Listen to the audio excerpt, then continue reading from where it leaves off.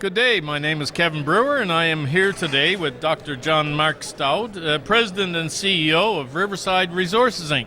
Nice to have you here with us. Good to be on the show, Kevin. Right on.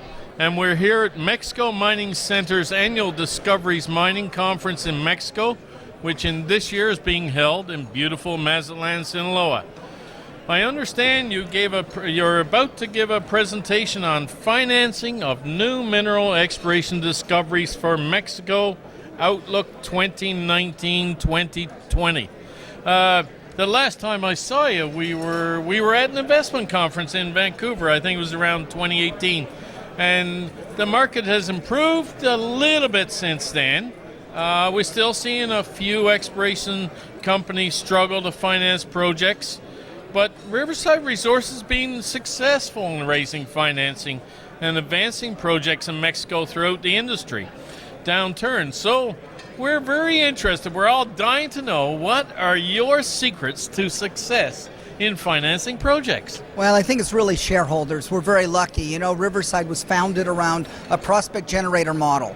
And you do that in order to really be careful for capital. I think the second thing is a tight share structure. We don't finance very often. I think the third is trying to do what you say you're going to do. So Riverside is focused a lot on working with partners to deliver on those three things. And lastly, it's relationships. Very lucky, I live in Vancouver. We have a lot of relationships with people in Europe and in the United States, and they've been able to follow us and work with us. Thanks for the question. Right on.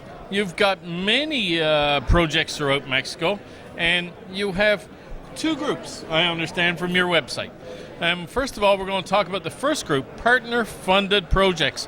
Tell me how that works and what are your outlooks for these projects in 2019 and beyond? Yeah, no, we really like that. So Riverside generates projects out of our database, which is over 75,000, and we've been building that for 30 years. It's nice to be here in Sinaloa. I've been here for many years, and it's great to see old friends. And we actually have a project just a couple of hours from here, in fact. That's with the company Sinaloa Resources. And our outlook for 2019 is to progress toward drilling the project, the Lucia project. We also have Gold Resource Project as well, progressing and drilling. So that's a way to unlock the value with partners spending the money. Yeah, so you've actually got which partners do you have right now on the books? So right now we actually have Coraces Gold and we have Sinaloa Resources as the two exploration partners, and we're working on a new exploration alliance that we hope to close in the first half of this year. That'd be another big step for Riverside. Riverside in the past has been able to work with Antofagasta, Hochschild, Cliffs, Kinross, companies like that, and we'll add another one to the portfolio of Riverside, bringing more capital to Mexico. Well, we're certainly looking forward to hearing about that. And you also have several Riverside-owned projects, this second group. So what would you like to tell us about those projects? I think the first thing is we like those projects. We've really focused on high grade, either high grade silver like the Peñoles project, or high grade gold as the Cecilia project, or even high grade copper as we have at Teco and Thor. High grade. Secondly, the projects we look for partners on and we progress. And so in this year we'll progress those projects and likely have partnerships on some of those as well. And I saw that in your core shack here, you had a few of those projects on display. I saw some great core there from Cecilia and some other projects, so that must be pretty exciting. Your presentation outline noted that 2019 has not seen the flow of investments. So what do you think is happening in the market? Yeah, I think one of the things is that, you know, between 2018 into early 2019, over $1 billion was raised, largely including investment into Mexico, but particularly by companies that are working in Mexico. And I think in 2019, there's a little bit of insecurity, uncertainty.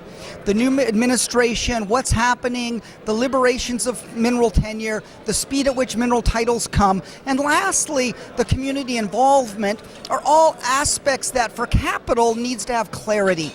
It's a competitive market for money. And I think in my talk, the thing I spoke about was that brownfields is still getting money because those are projects that are already invested and committed to.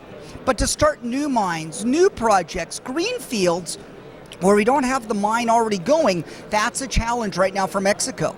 And if we don't find a way to do that, then through time, we end up not having greenfields projects forwarded. We don't have new mines going. So really a vital time for Mexico in 2019 and 2020.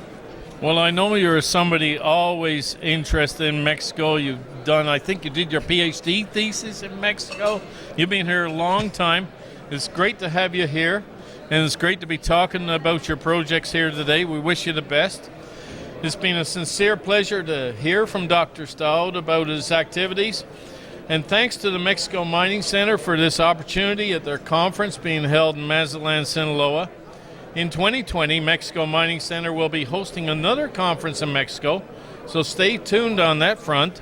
And meanwhile, stay informed of activities in Mexico and properties for sale. And by the way, this gentleman will sell you some properties by going to their website at www.mexicominingcenter.com.